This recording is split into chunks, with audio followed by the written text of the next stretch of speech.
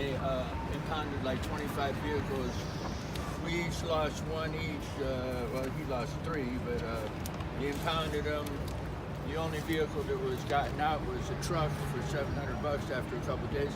But all these vehicles are going to just be destroyed with all your property, and it was unnecessary that they took these, you know, and they don't provide a place for us to go. They just tell us basically move down the road and get out of Oakland. So that's what I was told, get out of Oakland, you know, and I refused to get out of Oakland. But so that's anyway, right. We're all demonstrating about this point. I mean, there's a few points that the return of our property, which might or might not happen, and a place for us to be, you know. So that's pretty much my take on it. Yeah, thank you so much, Gary. Is there something you want to share, Tyler? I mean, just to reiterate what Gary said, basically the same thing. I lost an RV that I was living in with my girlfriend, and also my son and his girlfriend were living in another one, an RV that I had.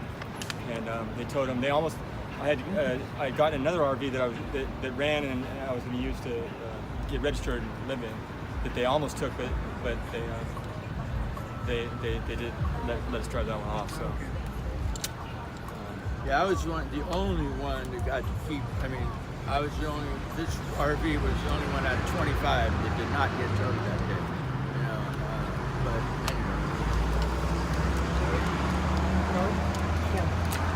Well, I had my towed truck, and thanks to Gary and a lot of other people, we gathered up $725 and got my vehicle out of impoundment.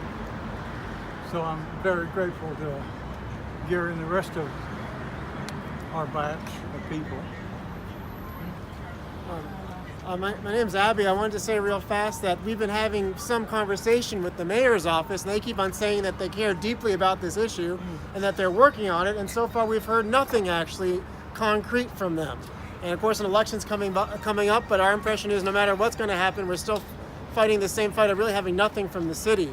Actually, the city's plan for West Oakland is to make it this area where this happened, luxury housing, and then a corporate life sciences campus. Right. So we have some good friends here from the Wood Street encampment that have been being harassed for the last few weeks with notices getting them to go by people claiming to be the owner, maybe just friends of the owner, and then 8 cops showed up a few weeks ago, and luckily the people there shouted them down saying we have nowhere else to go. So I think we're in the right place there, and we're in the right place here saying, hell no, we won't go, and we're actually getting stronger and more organized together. So I'm very honored and privileged to be here with all these good friends. Thank you so much. And I think Clark has been very helpful and has a few things to say too from his rich experience. Hi, my name is Clark Sullivan, and I'm with the Bay Area Landless People's Alliance. We have meetings every Friday at the Omni Commons at 47th and Telegraph from 6 to 8 p.m. So our goal is to unify the various homeless groups that are here in the Bay Area, and as well as nationally and internationally.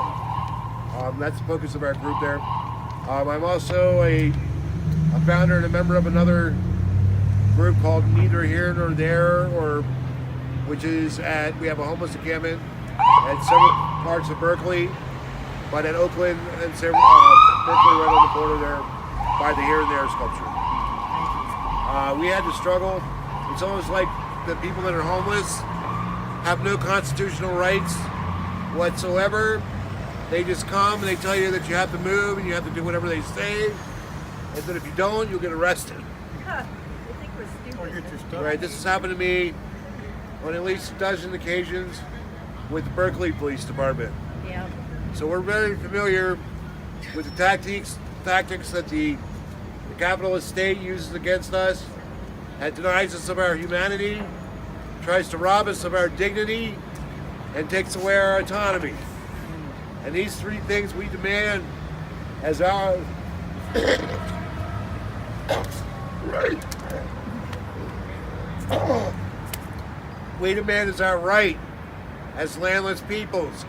As you can see, we're not all that healthy either.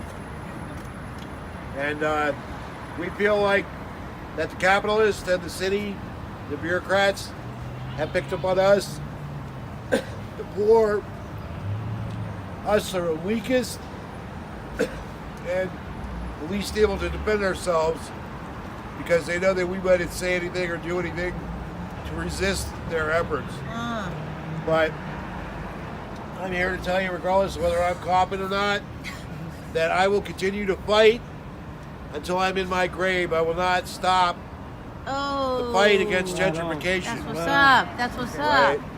No matter how weak or how tired I am, I'm never too weak or too tired to fight back and protect my rights. That's what's up. That's right. Thank you.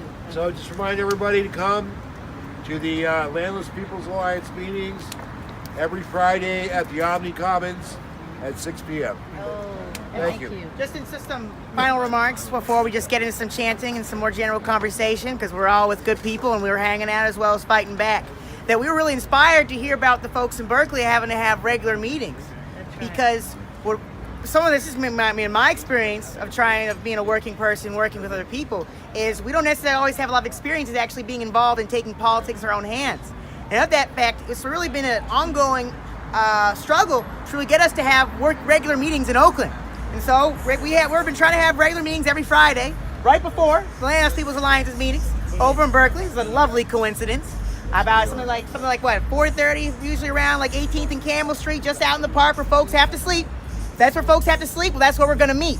We're really just trying to bring that politics, bring that down to the people, the actual regular folks. So that's something that's been ongoing. We really need that. We have to be working together in order if we're actually going to address this issue. No ballot box is going to end this issue. I'm sorry. I'm not going to judge what you do with your time. That's fine. We're not going to talk about that. But I know what's been going on for the last 10, 15, 20, 30 years. And I know after the generations of mayors have let down the poor and working class people of every American city.